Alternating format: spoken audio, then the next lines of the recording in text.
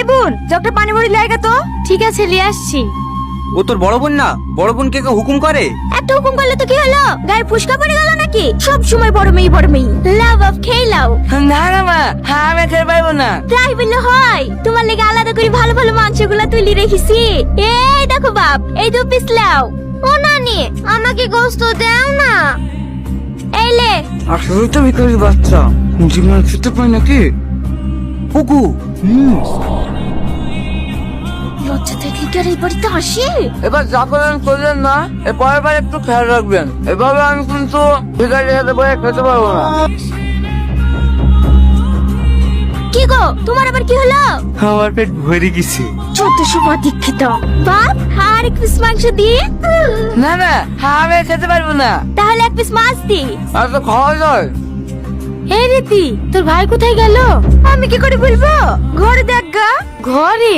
এখানে খাইছিল যে, ঘরে আবার কি করতে গেল?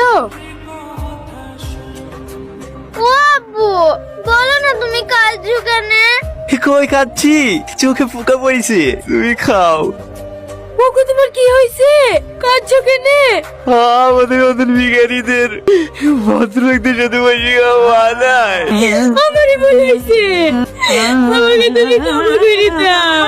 এই দেখো আমি কাঁদছি, জীবনে তোমাকে বাইরে বেরিয়ে আসার কথা বলবো না। আরে তুমি এরকম করছো কেন?